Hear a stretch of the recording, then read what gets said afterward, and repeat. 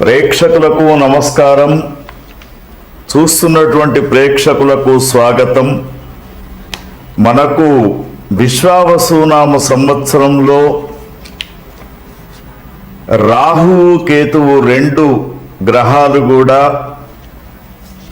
ఈ మే 18వ తేదీ నుండి గ్రహ సంచారం అనేది జరుగుతూ ఉంది.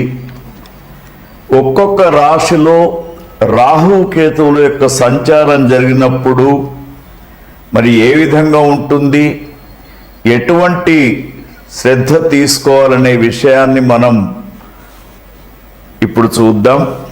యా దేవి సర్వభూతేషు శాంతి రూపేణ సంస్థిత నమస్తస్యై నమస్తస్యై నమస్తస్యై నమో నమః. చూస్తున్నటువంటి ప్రేక్షకులకు విశ్వావసునామ సంవత్సరంలో కర్కాటక రాశి వారికి రాహు కేతు యొక్క సంచారం ఈ 18వ తేదీ నుండి మార్పు చెందుతూ ఉంది కాబట్టి వారు ఎటువంటి జాగ్రత్తలు పాటించాలి, ఎటువంటి నిర్ణయాలు తీసుకోవాలనే విషయాన్ని మనం ఇప్పుడు జ్యోతిష్ శాస్త్ర ప్రకారంగా చూసినప్పుడు వీరికి రాహు యొక్క స్థానం అష్టమ స్థానంలో 18వ తేదీ నుంచి రాహు, అదేవిధంగా కేతువు ద్వితీయ స్థానంలో 2వ స్థానంలో ఉన్నాడు. మరి ఎప్పుడైతే రాహు యొక్క స్థానం అష్టమ స్థానం వస్తూ ఉంటుందో జీవితంలో ఉన్నటువంటి అన్ని విషయాలలో వీరికి ఆటంకాలు ఏర్పడే అవకాశం ఉంది. ముఖ్యంగా ఆరోగ్య విషయంలో చాలా జాగ్రత్తగా ఉండాలి. తర్వాత ప్రమాదాలు ఏర్పడే అవకాశం ఉంది. అదేవిధంగా మరి ఇక్కడ ఒక విషయాన్ని గమనించినప్పుడు మీకు తెలియకుండానే కొన్ని వ్యాధులు వచ్చే అవకాశం కూడా కనబడుతూ ఉంది.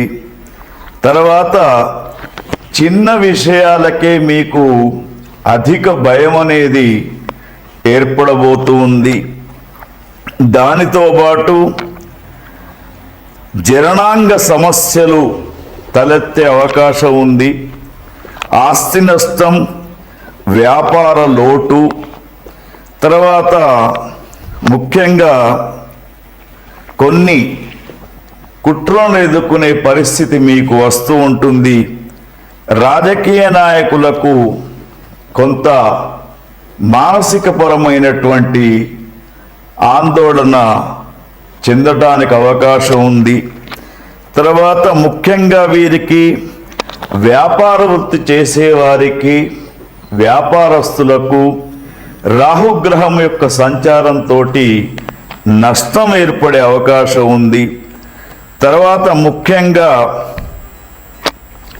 వైరల్ ఇన్ఫెక్షన్స్ సోకే ప్రమాదం కూడా కనబడుతూ ఉంది. తర్వాత ముఖ్యంగా వీరి యొక్క స్వగృహాలలో ఇంట్లో ఉన్నటువంటి నగలు దొంగతనమయ్యే అవకాశం కూడా కనబడుతుంది. కాబట్టి చాలా జాగ్రత్తగా మహిళలు, ఇంటి యజమానులు జాగ్రత్తగా ఉండాలి. తర్వాత కేతుగ్రహాన్ని గమనించినప్పుడు 2వ స్థానంలో కేతు ఉన్నాడు. కేతువు కూడా ఇక్కడ సరి అయినటువంటి ఫలితాన్ని ఇచ్చే విధంగా లేడు. ప్రతికూల ఫలితాలు కనబడుతూ ఉన్నాయి వీరికి. ముఖ్యంగా రుచిలేని యొక్క ఆహారం తినడం, తర్వాత నాలుక పైన ఒక వింతనైనటువంటి వ్యాధి సోకడం, దానితో పాటు రోగస్థానం పెరిగే అవకాశం, ముఖ్యంగా ఆదాయ లోపం అనేది జరుగుతూ ఉంటుంది.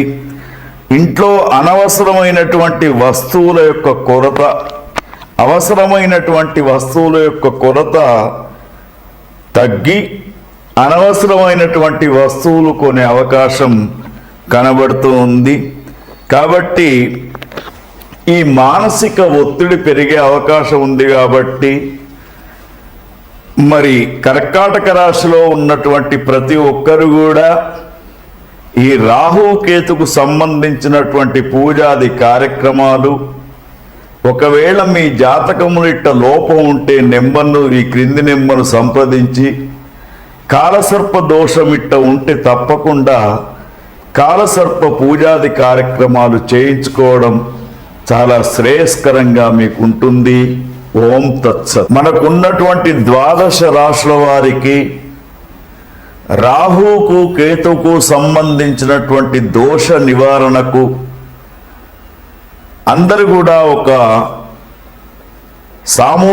సామూహికమైనటువంటి పరిష్కారం చేసుకోవచ్చు. ఎందుకంటే ఈ శ్లోకాన్ని ప్రతిరోజు కూడా చదువుకోవాలి.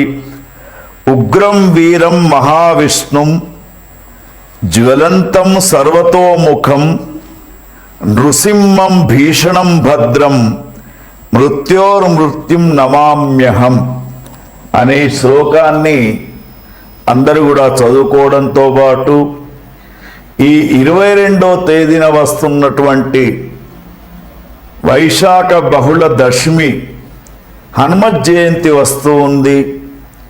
ఎవరికైతే రాహుకేతు గ్రహాలు చక్కగా లేవో, 12 రాశులలో ఒకరికి రాహు బాగా ఉంటే ఒకరికి కేతువు బాగా లేడు.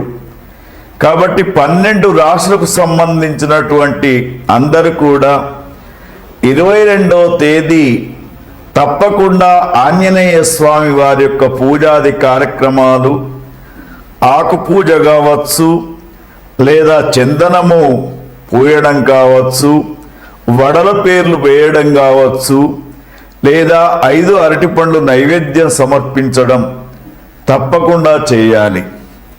తర్వాత ప్రస్తుతం ఉన్నటువంటి మన దేశ పరిస్థితుల దృష్ట్యా కూడా రాహు కేతువులతోటే కాలసర్ప దోషం ఏర్పడి మనకు భయంకరమైనటువంటి పరిస్థితులు వస్తూ ఉన్నాయి. కాబట్టి ఇంకొక సులభమైనటువంటి మార్గం ఏమిటంటే, మనకు ఈ 14వ తేదీ రాత్రి 10:32 వృషభ రాశి నుండి గురుగ్రహం మిథున రాశిలోకి ప్రవేశిస్తున్నటువంటి సమయంలో సరస్వతి నదికి పుష్కరాలు వస్తూ ఉన్నాయి.